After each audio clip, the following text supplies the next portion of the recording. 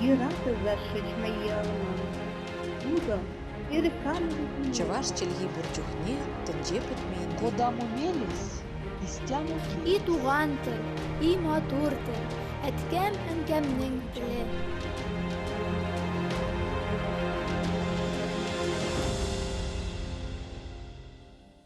Исәнмесез, сез Татарстан 24 каналында туган тел тапшыруын карыйсыз. Сезнең белән мин, Гөлүсә Сыңгатуллина. Бүгенге тапшыру үзбәк милләте, аларның милли, мәдәни, тарихи үзенчәлекләре, Татарстан һәм татарлар белән бәйләнешләре, яшәешләре һәм танылган шәхесләре хакында. Үзбәкләр күбесенчә Үзбәкстанда яшәүче төрки халык.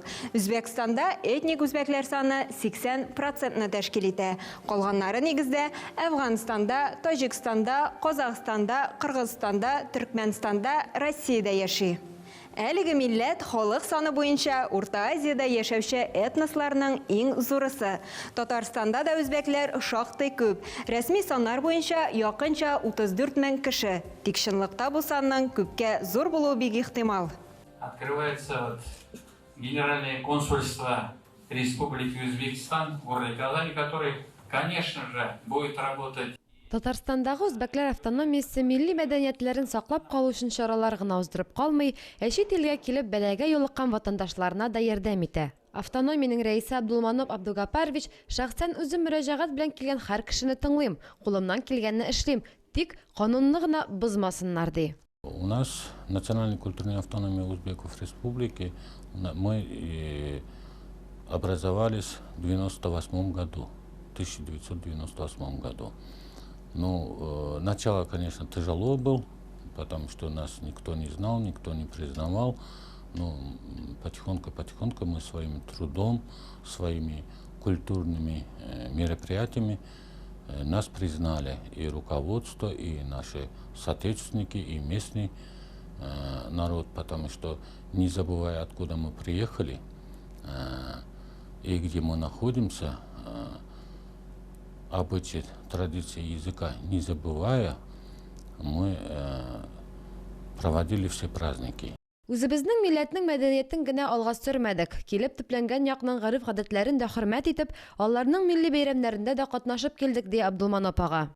Потихоньку мы начали расширяться, потому что где больше 100 человек, мы начали в районном масштабе представительство открывать. В районном масштабе председателей мы выбирать начали. На сегодняшний день, 2021 год, у нас 15 районов есть районные масштабы председателей национальной культурной автономии узбеков. Они, конечно, мы как центр являемся. Они, когда мы праздник проводим, например, Навруз, и в районах проводится. Абдулманап ага биредә үзенә, милләтенә зур хөрмәт белән карауларына аеруча да сөенә. Республикабыз президенты Рөстәм Нургали улы да Татарстаныбызның төп үзбәге битсен дип үсендереп, канат куеп торганда илһамланып эшлисе килүен яшерми. Рустам Нургалевич Миниханов, наш президент республики, когда объявил год родного языка и единства, нас это очень обрадовало, потому что мы в это общество в Татарстане, мы свое место узбекистанцы, нашли свое место. И мы после этого от радости, мы из самых первых мы провели вот этот праздник, что год родного языка и единства, мы узбекские пели, узбекские танцевали, ну, выставку организовали, вот так мы провели начало года еще. Татарстан белән Үзбәкстанны озак елларга сузылган дуслык җепләре, күп гасырлык тарихи, сәяси, икътисади, фәнни, мәдәни һәм башка мөнәсәбәтләр бәйли. 10 гасыр башында ук 920-921 елларда Идель-Кама Болгары идарәсе Алмушның Бухара һәм Багдад шәһәрләрендә илчелеге оештырылуы мәгълүм.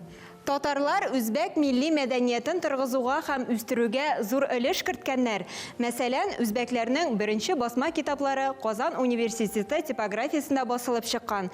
Үзбәк телендәге беренче басма китапның авторы Шаһимәрдән Ибраһимов. Ул 1001 кичә китабын гарәп теленнән үзбәк теленә тәрҗемә иткән. Шакир Биккулов Ташкентта беренче үзбәк милли типографиясын оештыруда катнашкан.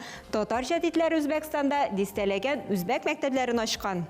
1990 елда Ташкентта татар иҗтимагый мәдәни агарту үзәге оештырыла. 1992 елдан Татарстан Республикасының Үзбәкстандагы даими вәкиллеге эшли башлый. 1998 елда исә Казанда үзбәкләрнең милли мәдәни автономиясе оеша. 2001 елда рәсми рәвештә теркәлә. Әлеге ике тугандаш илдә ел сайын республика көннәре үткәрелә. Әле күптән түгел 8 сентябрьдә Халыклар дуслыгы йортында Татарстанда Үзбәкстан мәдәнияте көннәре уңаеннан үзбәк артистлары катнашында бәйрәм концерты узды. Октябрь азагында исә Үзбәкстанда Татарстан көннәре булыр дип көтелә. Үзбәкстан Республикасында татар диаспорасы шактый зур, 200 мең кешедән артып китә. Фуат Аға Әбубәкіров 52 ел дәвамында Камал театрының музыка бүлеге җитәкчесе, театр оркестр дирижеры булып эшләгән шәхес. Аның балачак еллары Үзбәкстан Республикасы Наманган шәһәрендә узган. Аннар үсеп буйга җиткәч Казанга килеп төпләнгән. Шуңа да ул үзен үзбәк татары дип атый. Бу якларның мәдәниятен, йолаларын, яшәешен әйбәт белә. 38 елларны хәтерлисездер инде. Ул турда язалар иде. Бик хәтер еллар иде. Исмаил Шәмсетдинов дигән композитор, әтинең дусты, bir gün gelip Ati'ye aytkan Hamid tilin bir kızın ciddi malayı bola bir narsadan korkmasın. Lakin kulga ala başladılar.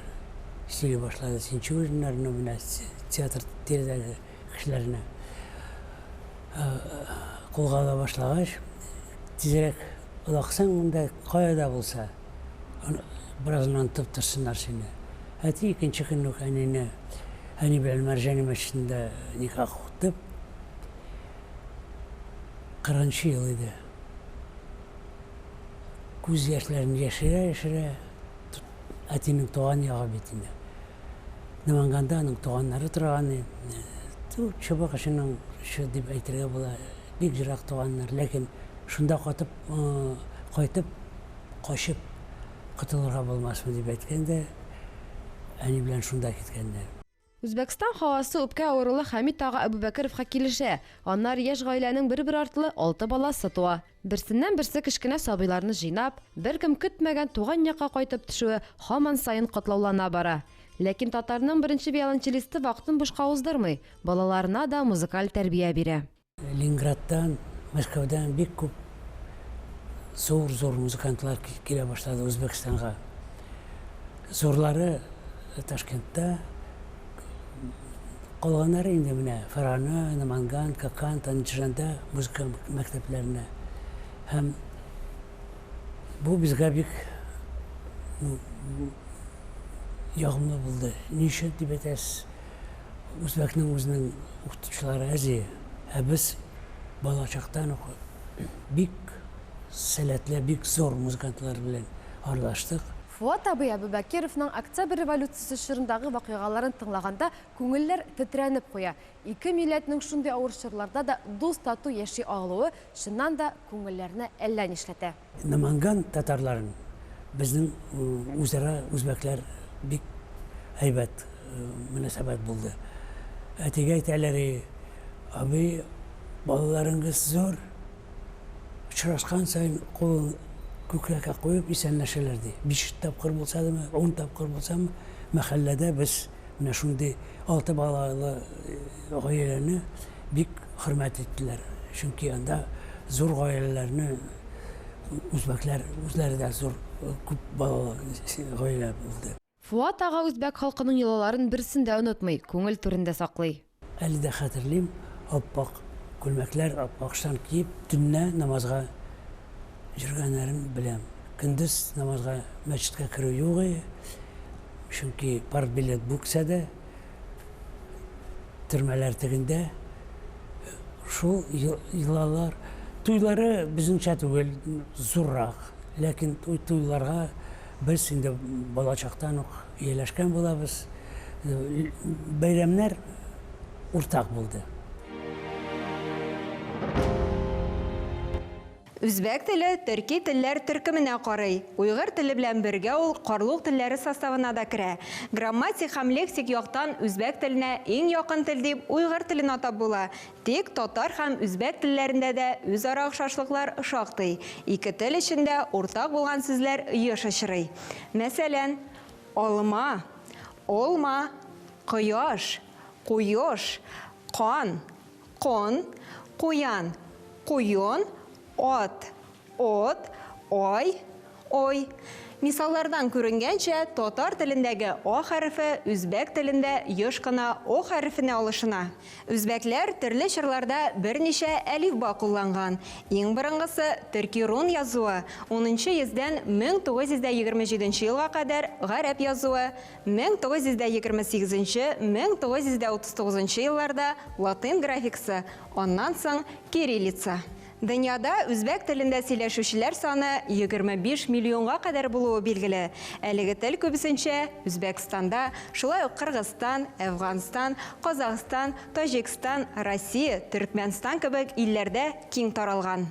Милләтнең үсешен туктатмыйм дисең икән, яшь буынны кайгыртып кирәк. Үзбәкләр автономиясенең дә яшьләр хәрәкәте дип аталучы аерым бер бүлекчәсе бар. Сам приехал в Татарстан в 2015 году. По счастливой случайности оказался в городе Казани, поступил в Казанский федеральный университет, окончил его, и бакалавриат, и магистратуру. На данный момент являюсь аспирантом Казанского университета и занимаюсь общественной деятельностью еще с 2015 года. Әйтергә кирәк, Камалның биредәге уңышлары байтак. Узган 2020 елда ул ел студенты бәйгесендә гран-прига лаек булган. В Татарстане очень много узбеков, узбекистанцев, которые хотят вспомнить ту культуру, хотят обогатиться духовно и общаться между собой. Особенно много студенческой молодежи, потому что Узбекистан первое место занимает в Татарстане по количеству узбекистанцев, обучающихся здесь на территории, тех, кто проживает, работает в принципе. У нас достаточно много проектов, как и для молодежи, так и для людей другой категории возраста. Вот совсем недавно, в начале сентября, у нас проходила как раз-таки неделя культуры Узбекистана. Яшь буын чит төбәктә яшәп туган телен онытмый микән соң? Иң мөһиме шул бит әле. На мой взгляд, в Татарстане созданы все условия для того, чтобы сохранить свой язык, свою самобытность, свою культурную составляющую, в принципе, общаться между собой, диаспорами и не только, потому что есть Дом дружбы, на который базируются все диаспоры, в том числе и наша. И мне кажется, нам повезло с тем, что здесь именно созданы все условия, потому что каждый день мы имеем возможность видеться с нашими друзьями, товарищами с нашей родины, общаться на родном языке. Никто не препятствует этому. Үзбәкләрнең күбесе мөселманнар. Олар элек-электән этник һәм дини толерантлык белән аерылып тора. Ислам диненең рухи традицияләре бирдә бик көчле. Нәкъ менә шуңа күрә илдә дәүләт бәйрәмнәре белән беррәттән дини бәйрәмнәр зурлап билгеләп үтелә. Иң олылап уздырылганнары Рамазан һәм Корбан хайт. Шунысын да билгеләп үтәргә кирәк, Үзбәкстанда дөньяви бәйрәмнәрне билгеләп үтү традицияләре Россиянекеннән берни белән дә аерылмый диярлек. Үзбәк мәдәниятенең йөзе кашы әлбәттә милли кухня. Үзбәк ашларының тәме, төрлелеге, муллыгы үзбәкләрнең ризыкны яратып әзерләүләреннән, әлеге эшкә зур җаваплылык белән якын килүләреннән торадыр. Әйтик, анда һәр беренче чиратта пылау һәм шашлык әзерли белергә тиеш, ә үзбәк кызлары самса, манты, лагман, ләвәш. Татарстанда да үзбәк кухнясы шактый киң таралган. Без көндәлек тормышыбызны үзбәк пылауыннан, шашлыгыннан, манты яки лагманнан башка күз алдына да китерә алмыйбыз. О видах плова говорить просто можно целыми сутками, потому что элементарно есть 12 областей, 12 видов плова, и там еще и подвиды. Если нужен будет рецепт, конечно, поделимся. Шашлычки, как их все любят. Да, у нас они называются чуть-чуть по-другому. Если здесь идет люля-кебаб, то у нас он идет, получается, на русском они говорят, молотый и кусковой. Миралишер үзенең үзбәк милләтеннән булуы белән горурланып яши. Барлык йолалары, гореф-гадәтләрен белә, тарихы турында да хәбәрдар. Хотел вам рассказать о национальных наших костюмах. Это вот мужской чепан, чубетейка сальда, если на узбекском брать. Ну и девушки одевают вот такие платьюшки, лазом еще брючки есть у них. Вот платье, это все ручной работы. Невесты, когда выходят замуж, они тоже ходят вот в такой одежде. Үзбәк милли костюмнары белән танышуны дәвам итәбез. Игътибар итсәгез, минем кулымда хәзер түбәтәй. Аны хатын-кызлар кигән. Монысы биегәндә киелсә, башындагысы исә хан-кызларыныкы. Ул чын кул эшләнмәсе. Миралишер үзидә алып баручы, Татарстанга ул белем алуны максат итеп килгән. Әйтергә кирәк, югары белемнәре хәзер инде берничә. Хәзер биредә гаилә корган, шагылы туй мәҗлесләре алып бару. Когда приехал в Казань, да, когда вел свадьбы, для меня это было удивительно, как свадьба всего на 70 человек. Они мне звонят, говорят, у нас большая свадьба на 70 человек. Это 70. Странно, у нас день рождения так проходит на самом деле, и то в кругу близких. А так, моя самая минимальная свадьба, которую я вел в Узбекистане, это 300 человек, и оттуда и пошло-поехало. В среднем 400-500 человек на свадьбу приходят. Свадьба проходит очень пышно.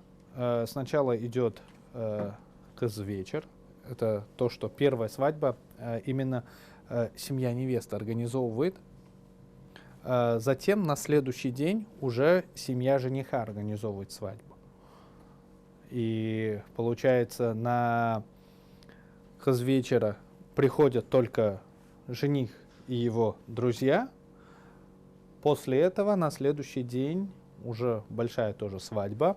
Туда приходят мужчины, долго не сидят со стороны невесты, часик-полтора, а потом уже встают, уходят. Үзбәкләрнең әдәби байлыкларында барлык. Урта гасырларда аларның әдәбиятлары ваграк формалардан торган. Латыйфалар циклы, Хуҗа Насреддин турындагы әкиятләр иң танылган формалар саналган. Алар эчтәлек ягыннан төрле булсалар да, характерлары һәм жанр ягыннан байлардан, руханилардан ачы көлүне чагылдырганнар. Ләкин үзбәк әдәбиятының җитдирәк тә була алуын дастан формасы раслаган. Мәсәлән, Алпамыш эпосы. Күр углы, Йосыф һәм Әхмәт повестлары. Беренче үзбәк әдәбияты үрнәкләре кагыйдә буларак гарәп, Иран һәм таҗик чыганакларына ияреп язылганнар. Әдәбият нигездә халык авыз иҗатына таянып үсеш алган. Үзбәкләр төрле өлкәләрдә уңышларга ирешеп киләләр. Бөтен бәйсез дәүләтләр бердәмлегенә һәм дөньяга танылган үзбәкләрдә шактый. Аларның кайберләре: Алишер Усманов дөньядагы иң бай кешеләрнең берсе. Миллиардер, филантроп, Газпром Инвест Холдинг, Муз-ТВ, Коммерсант гәҗите, Россия фехтование федерациясе аның исеме белән бәйле. Тәлгат Нигъмәтуллин, актер, Совет киносының якты йылдызы. Пираты 20 века фильмыннан соң таныла.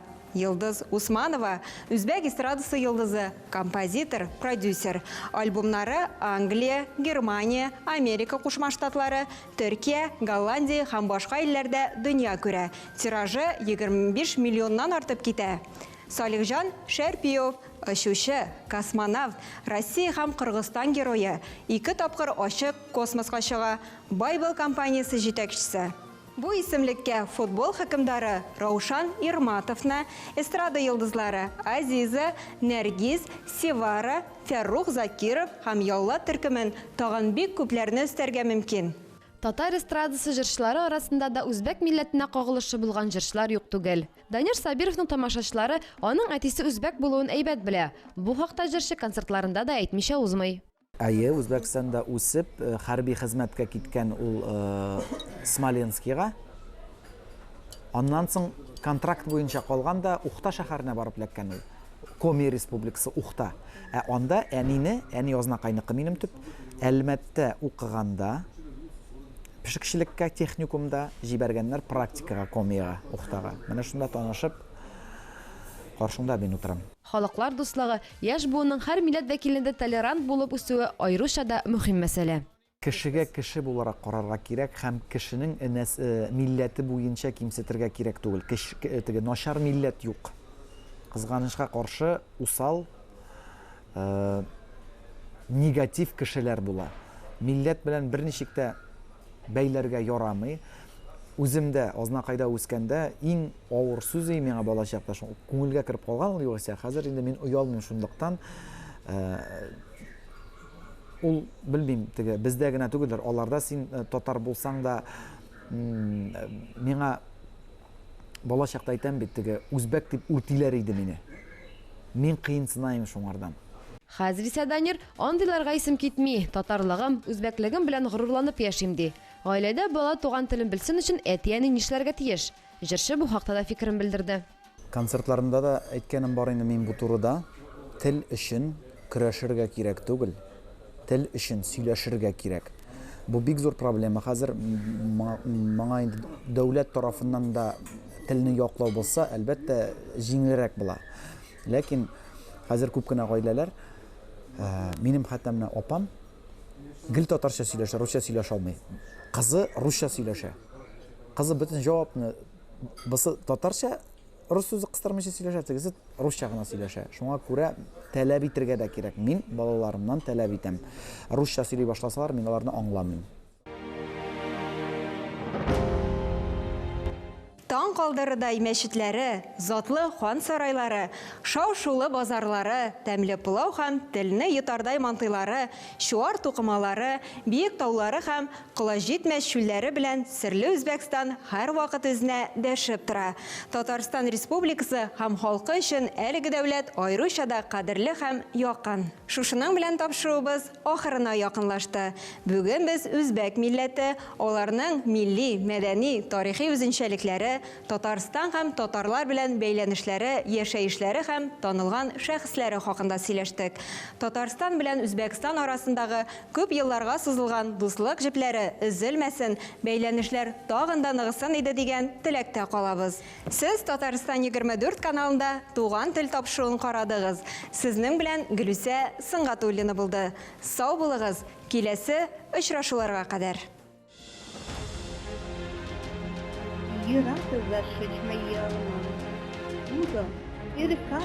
Чуваш Чильги Бурчухне тенджи путмейнде. Куда мумелис, истяму И туган тел, и матур тел, әткәм әнкәмнең теле.